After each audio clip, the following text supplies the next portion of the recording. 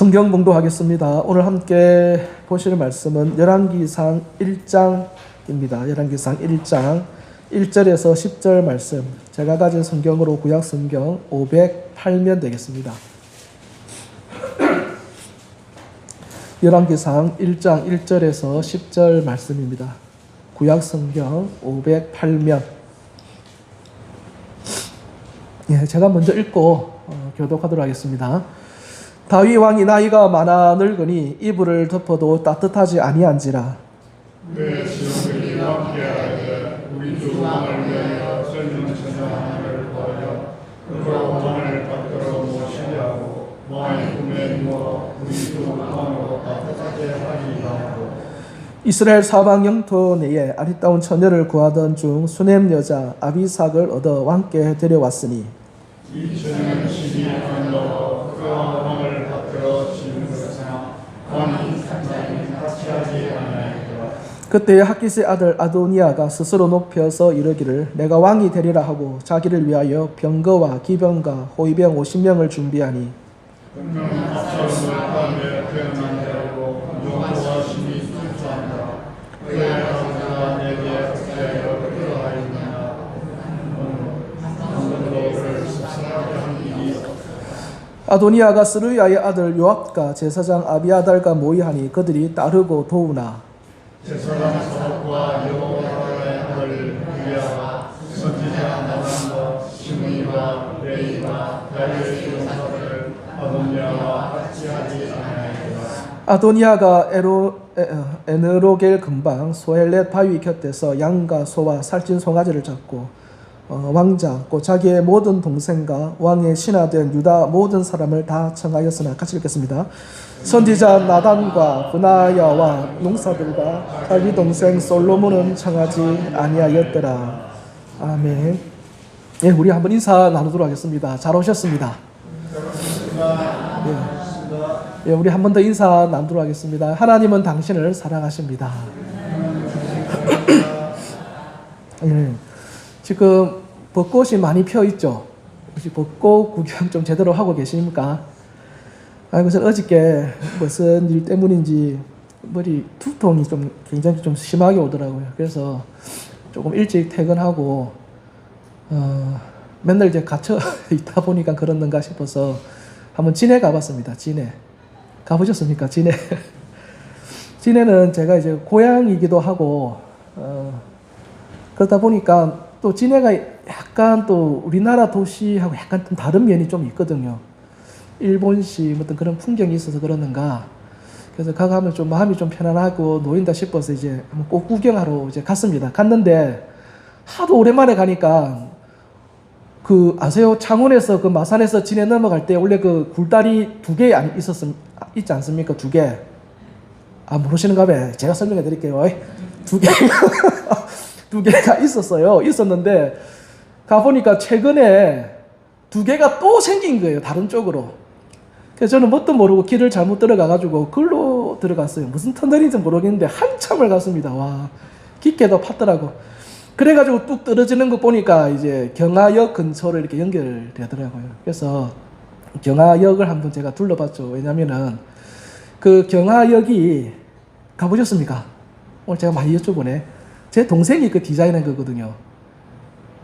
하긴 남 일이니까.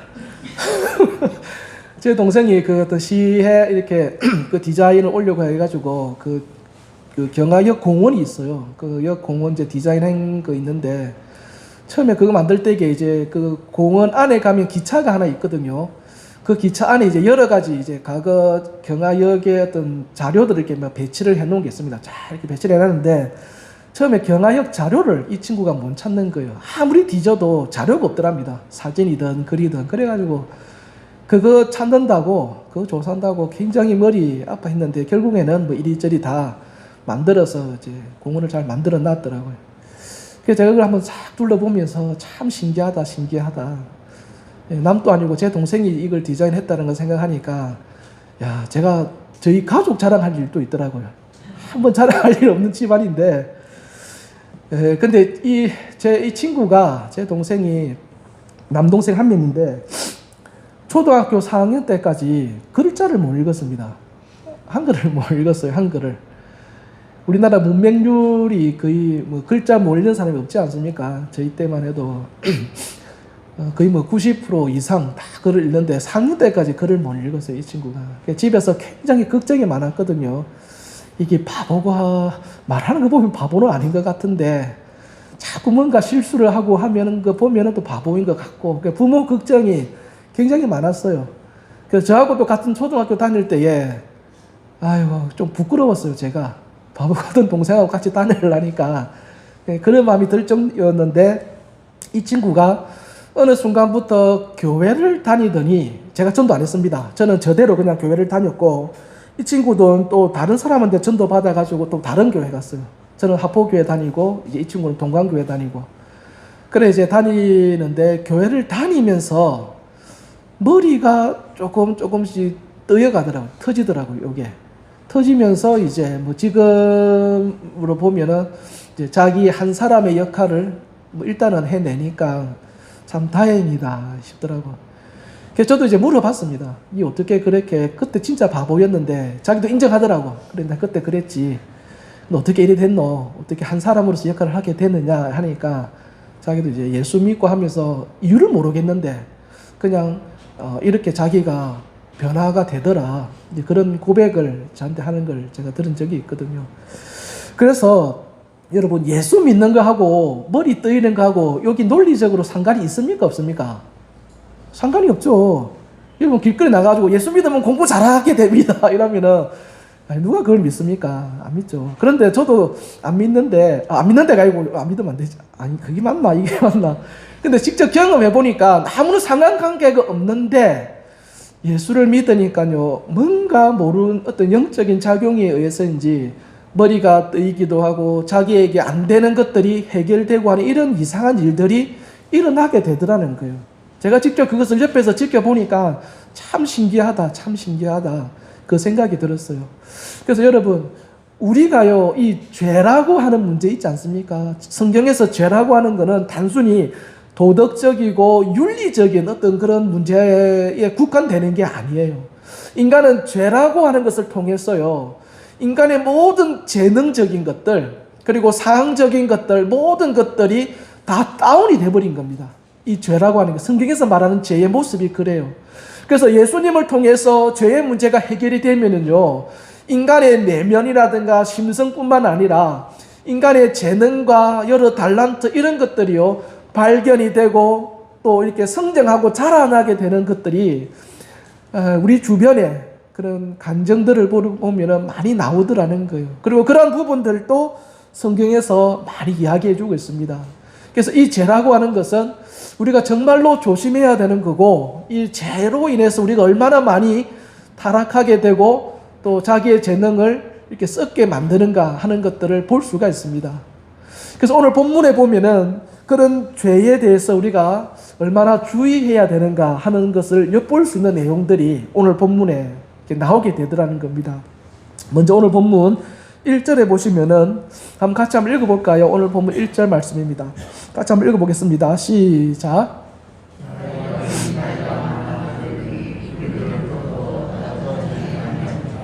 예, 여기 보면 다윗이 나이가 많아 늙으니 이불을 덮어도 따뜻하지 않다. 뭐 쉽게 말하면 무슨 말입니까? 이제 하나님의 부름을 받을 때가 다가왔다라는 거죠.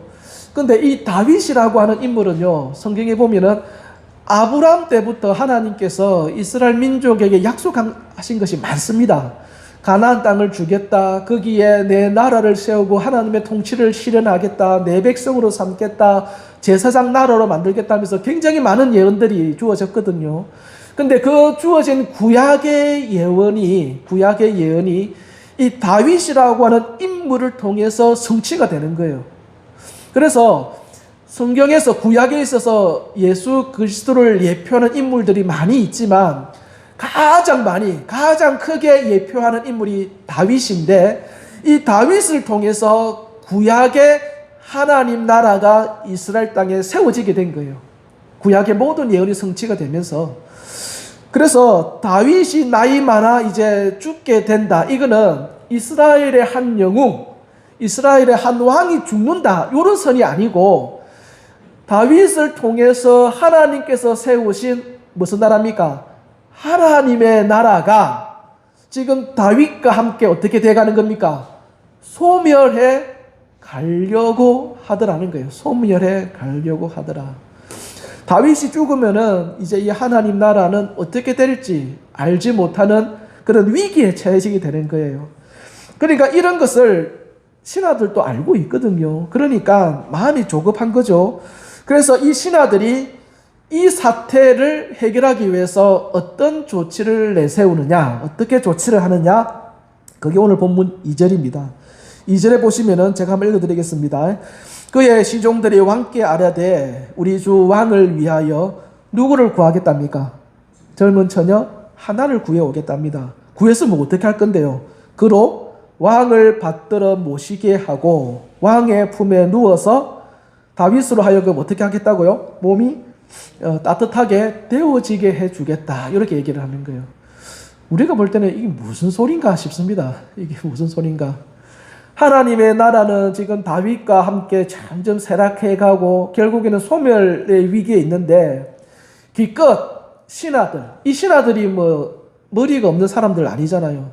이스라엘에서 그래도 이스라엘에서 내노라라고 하는 그런 지식과 지혜가 있는 사람들인데 이 사람들이 기껏 내어놓은 정책이 뭐라는 거예요? 처녀 하나 구해서 다윗 품에 안긴다. 그렇게 해서라도 소멸에 가고 있는 그 하나님의 나라를 연장시켜 가겠다. 그런 의지가 있는 거 아니겠습니까? 그래서 어찌 보면 참 사람의 지혜가 똑똑한 것 같으면서도 참 미련하다. 이게 해결책이 되나 싶은 거죠. 그러니까 지금 여기 보면은 다윗도 이제 생명을 다해가고 있고 다윗과 함께 모두 생명을 다해갑니까? 하나님의 나라도 지금 다해가고 있고 해결책은 없고 그러니까 이런 상황 속에서요 새로운 문제가 하나 등장하게 됩니다. 그게 어떤 문제냐니까 아도니아라고 하는 사람이 딱 등장을 해버려요. 아도니아가 어떻게 되느냐에 따라서 이 하나님의 나라는 한 방에 다 무너질 수 있는 그런 위기에 이제 처하게 되는 거죠. 이 아도니아는 저번 시간에 한번 말씀을 드렸는데 다윗에게는요 아도니아 말고도 이미 3명의 아들이 있었습니다. 첫째, 둘째, 셋째. 첫째가 누굽니까? 암논이 있었고 둘째가 길르아, 셋째가 압살롬. 이 3명이 있었습니다. 그런데 이 3명의 형제가 있었는데 뭐 일찍 다 죽었어요. 뭐 반란을 일으키기도 하고 뭐 나쁜 짓 하고 하다가 일찍 다 죽어버리고 그 다음 이제 넷째가 아도니아예요. 그 앞에 있는 형들 다 죽고 넷째가 남았으니까 이제 누가 왕위를 이어받겠습니까? 아도니아죠. 아도니아. 그래서 이 아도니아는 자기가 이제 자기 왕이 될 수 있는 법적인 우선권을 가지고 있는 사람이었습니다. 그리고 이 아도니아 성경에 보면은요 정치적 판단, 계산 굉장히 빠른 사람이에요.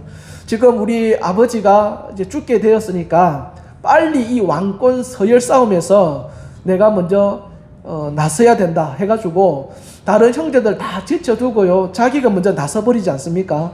나서서 모든 사람들로 하여금 아도니아가 왕이 된 것을 선포하게끔 여론전을 또 펼치죠. 그만큼 정치적으로 계산이 빠른 사람이고 또 성경에 보면은 사람을 이게 끌어당기는 매력이 또 아도니아에게 있었다라고 합니다. 사람을 끌어당기는 매력. 이 당시에 이 고대 시대는요 왕권이 제대로 이렇게 움직이기 위해서는 2가지 권력을 같이 쥐고 있어야 됩니다. 그게 뭐라 했습니까? 첫째, 군사죠. 군권이 있어야 돼요. 그 다음 2번째는 뭐라 했습니까? 종교죠. 군권과 종교를 쥐고 있어야 되는데 이 아도니아가 사람을 끄는 매력이 있으니까 7절에 보니까 누가 오고 있습니까?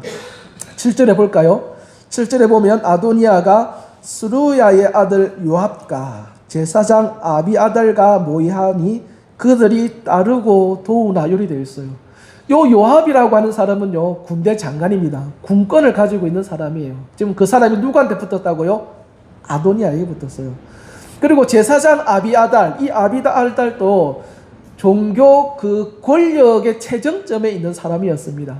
그러니까 지금 이런 사람들조차 이제 아도니아에 딱 붙어 있으니까 그 외에 사람들은 어떻게 하겠습니까? 야, 이거 누가 보더라도 아도니아가 이제 왕이다. 다윗 뒤를 잇는 왕이다 하고는요. 이스라엘의 많은 유력자들, 힘 있고 재산 있고 권력 있는 사람들은 다 아도니아 쪽으로 붙는 거예요. 이제 다윗은 끊어진 줄이고 다윗 다음 이을 이 아도니아를 내가 붙들고 있어야 내가 살아남고 출세할 거다 하고 그렇게 이제 다 아도니아 쪽으로 가더라는 것입니다. 그러니까 정리를 하면은 아도니아는요 다윗 뒤로 왕을 잇게 되는데 법적인 보장을 받았습니다. 이미 앞에 있는 형들 다 죽었기 때문에 법적으로도 아도니아가 왕으로서 승계할 수 있는 법적인 보장을 받았고, 그리고 재능도 있어서 정치적 수완이라든가 이런 게 굉장히 탁월했던 사람이에요. 그러니까 누가 보더라도 이제 이스라엘 왕은 누가 되는 겁니까? 아도니아죠. 근데 문제는 뭐냐면은 이 아도니아가 굉장히 많은 것들을 갖추고는 있는데 한 가지를 놓친 게 있습니다. 한 가지를. 그게 뭐냐? 성경 한번 찾아보겠습니다. 역대상 22장입니다. 역대상 22장. 구약 성경 역대상 22장입니다. 역대상 22장 9절에서 10절 말씀입니다. 역대상 22장 9절에서 10절 말씀.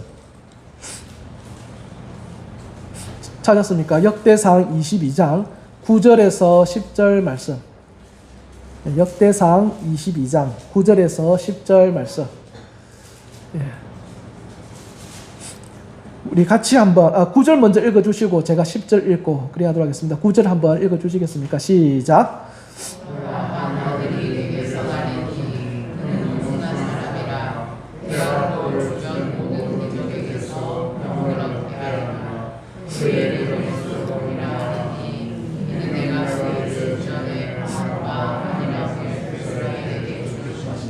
그가 내 이름을 위하여 성전을 건축할지라. 그는 내 아들이 되고 나는 그의 아버지가 되어 그 나라 왕위를 이스라엘 위에 굳게 세우고 영원까지 이르게 하리라 하셨나니.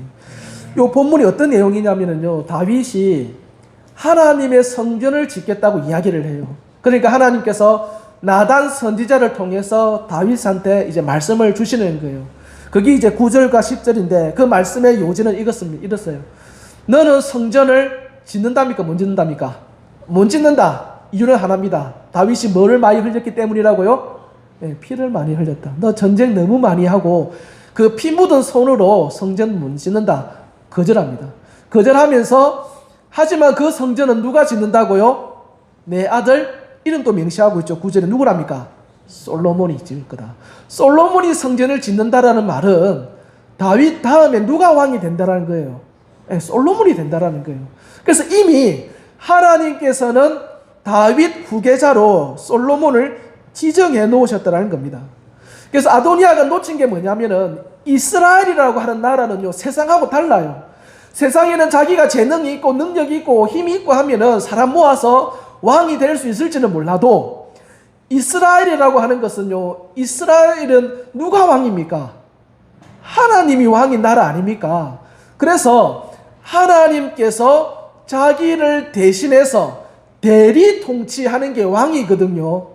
그래서 이스라엘의 왕은 하나님께서 지명하는 거예요. 네가 왕이 되어야 한다. 하나님이 지명을 해야 왕이 될 수 있는 겁니다.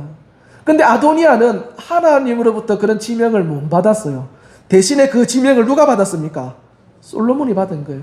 그러니까 아무리 재능이 있고 자기 능력에 갖추어졌다 하더라도 결국에는요, 왕이 못 됩니다. 대신에 모든 면에서 초기입니다. 초기. 모든 면에서 아도니아에 비해 열세로 몰리고 있는 솔로몬, 그리고 그 하나님의 소명, 부르심, 그것을 알고 있는 나단 선지자와 어머니 밧세바에 의해서요, 이 솔로몬이 왕으로 등극하게 되더라는 겁니다.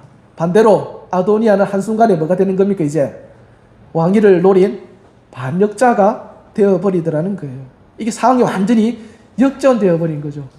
이스라엘의 왕위를 이어받기 위해서 중요한 것은 재능이 아니라 뭐라고요? 하나님의 부르심이라는 겁니다. 그것이 이스라엘에게 있어서는 가장 우선하더라는 겁니다. 근데 만약에 이때 솔로몬이 이 자리를 거절했다면 솔로몬은 어떻게 됐을 것 같습니까? 오늘 보면 10절을 볼까요? 10절에 보면은 10절. 열왕기상 1장 10절이죠. 읽어드리겠습니다. 선지자 나단과 부다야와 용사들과 자기 동생 솔로몬은 청하지 아니하였더라. 아도니아가 자기 왕권을 선포하는, 왕됨을 선포하는 자리에 누구를 안 부른 거예요? 솔로몬과 그의 사람들은 안 부른 거예요. 이 말은 이미 아도니아는 솔로몬을 자기 동생으로 보는 게 아니라 자기 왕권에 위협이 되는 인물로 간주했다라는 거예요. 그래서 만약에 솔로몬이 이거 거절했다. 저는 자격이 안 됩니다. 저 하기 싫은데요. 귀찮은데요. 거절했다. 그러면은 솔로몬은 어떻게 되는 거예요? 그를 따르는 사람들과 함께 아도니아에게 숙청당할 수밖에 없는 그런 상황이더라는 겁니다. 오늘 이 본문을 통해서 우리가 잠시 한번 살펴볼 것은 뭐냐면요. 교회 직분에 대해서 우리가 한번 조금 생각해 보아야 되겠다 싶어서 이 말씀을 좀 정리하게 되었습니다. 우리가 교회의 직분을 선정하고 또 세우고 할 때에 그 사람의 자질, 재능, 성품 여러 가지가 고려 대상이 될 겁니다. 그러나 오늘 본문에 보면은요, 가장 중요한 것은 뭐가 되겠습니까? 하나님의 부르심이라는 거예요. 하나님이 그 사람을 이 직분으로 부르셨는가? 그게 가장 중요하더라는 거예요. 제가 신대원 시험을 치는데, 시험을 치러 이제 가는데, 보통, 요즘은 모르겠습니다. 저 때만 해도 신대원 시험 치면은 기본이 재수입니다. 재수하고 삼수, 사수 하는 사람도 많이 있고, 제가 본 분 중에는 7수까지 있었습니다. 7수. 7수면은 아니지 않을까 싶은데, 하여튼 7수까지도 있었어요.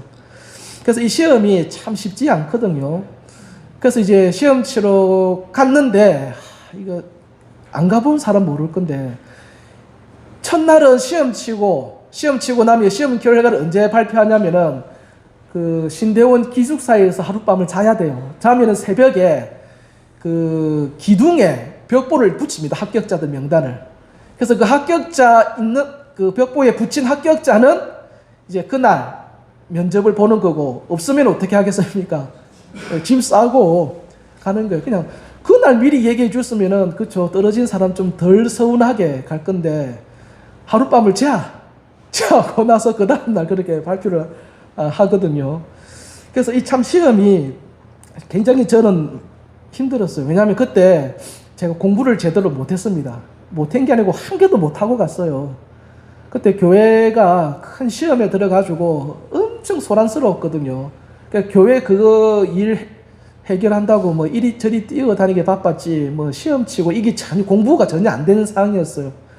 그래가지고 시험 치려고 자리에 딱 앉았는데, 그때 시험 이제 감독관으로 오신 교수님이 지금은 이제 은퇴하셨는데, 그분이 뭐라고 얘기하시냐니까, 여러분, 이 시험은 하나님께서 여러분을 부르셨다라고 하는 그 외적 소명을 확인하는 자리입니다. 이렇게 얘기하시더라고요. 소명을 확인하는 자리다. 무엇을 통해서요? 시험을 통해서. 내적 소명은 있는데 이제 외적으로 그 소명이 있는지를 확인하는 자리다. 그래서 그 얘기를 들으니까 굳이 제가 잘 칠 필요가 없겠더라고. 요거 망치면은 이제 저 뭐 하면 됩니까? 이제 이거 안 해도 되는구나. 이 어려운데 이걸 내가 안 해도 되겠구나.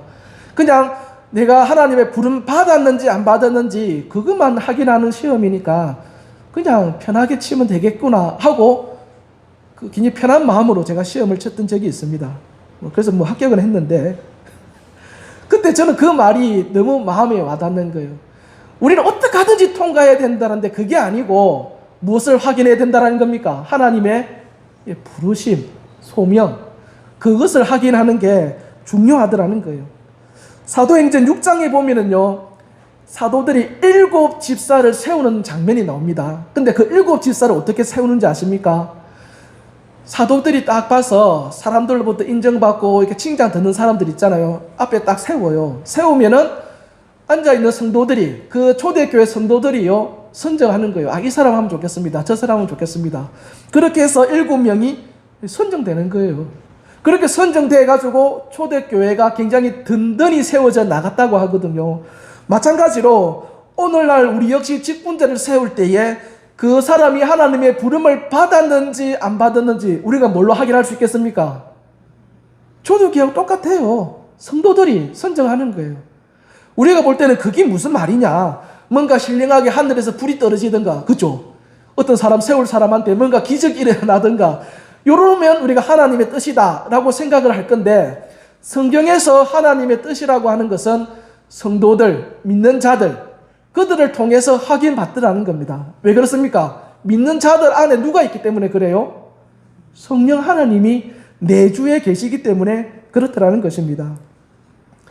여러 교회들을 보면은 문제없는 교회 없습니다. 다 문제를 한두 가지씩 안고 있습니다. 근데 대부분, 전부라고 얘기하기는 어렵습니다만은 그 문제의 이면을 보면은 잘못된 직분이 원인이 되는 경우가 많이 있더라는 거예요. 세우지 말아야 될 사람을 교회의 어떤 이유로, 또 정치적인 사항으로 억지로 세우거나, 혹은 세워야 될 사람을 제대로 세우지 않거나 해서 생긴 문제들이 많이 있더라는 겁니다. 많이 있더라. 저는 이번에 직분 세우는 일과 관련해서 제가 신경을 쓰는 건 뭐냐면은, 누구를 세울 거냐, 이 사람이 꼭 되어야 되겠다, 저 사람이 되어야 되겠다, 그거 아닙니다. 제가 신경을 쓰는 건 그게 아니라 모든 과정이 굉장히 공정하게 집행되면 좋겠다. 그래서 제가 이제 우리 교회 장로님들하고 저하고 그 기준을 만들 거거든요. 교회가 제시하고 있는 헌법이 있는데 그 헌법을 바탕으로 해서 우리 교회 사정에 맞게끔 기준을 제시해서 사람들을 세울 겁니다. 그래서 이런 과정들이 굉장히 공정하게 되면 좋겠다. 왜냐하면 그것이 공정하지 않으면은 여러분, 우리 개인이 아니고요, 교회가 하나님 앞에 죄를 짓는 것이 될 수가 있습니다. 이해가 되십니까? 교회가 하나님 앞에 죄를 지어서는 안 돼요. 누구의 마음을 섭섭하게 했다, 그게 문제가 아니고 하나님 앞에 교회가 죄를 짓는 그런 모습으로 나와서는 안 되더라는 거예요. 그래서 그거 하나 제가 크게 신경을 쓰고 있는 거고요. 그 다음에 조금 더 욕심을 뿌린다면 성도 개개인도 하나님 앞에 죄를 안 지었으면 좋겠다. 안 지었으면 좋겠다. 여러분, 우리가 당일날 이제 투표를 하게 될 건데, 투표는 뭐 하는 거랬습니까? 하나님의 부르심을 확인하는 자리를 안 했습니까? 그러면 그 확인하심 속에서 되는 사람도 있을 것이고 안 되는 사람도 있을 거 아닙니까? 그러면 그때 우리가 그것을 어떻게 해야 되겠습니까? 순종하고 따르면 됩니다. 본인이 못하겠다면 저건 그걸 어떻게 하겠습니까? 그런데 그것에 따르지 않고 순종치 않을 때에 그 개인은 하나님 앞에 죄를 짓게 되더라는 거예요. 제가 굉장히 신경 쓰고 있는 건 그겁니다. 하나님 앞에 죄를 지으면 안 되겠다. 그래서 그 죄와 관련해서 첫째는 교회가 지으면 안 되고, 둘째는 성도가 지으면 안 되겠다 싶어서 오늘 직분과 관련해서 한번 이 부분은 오늘 본문도 관련이 있으니까 이거 가지고 여러분들에게 오늘 이렇게 말씀을 드리게 되어졌습니다. 아무쪼록요, 우리가 굉장히 남은 그 기간 동안에 이런 모든 일들이 공정하게 진행되어 줄 수 있도록 계속해서 기도해 주시고, 그리고 이제 장로님들하고 우리가 그 기준을 제시하고 말씀을 드릴 때에 좀 맞을 수도 있고 안 맞는 부분이 있을 수도 있겠죠, 내 마음에. 그렇더라 하더라도 그것을 교회의 결정으로 받아들이고 순종해 주심으로 이 일들이 사도행전 6장에 나와 있는 것처럼 교회를 더욱더 든든히 세우러 가는 일에 밑거름이 될 수 있도록 또 기도로 또 순종함으로 함께 힘써주는 저와 여러분 되시기를 바랍니다.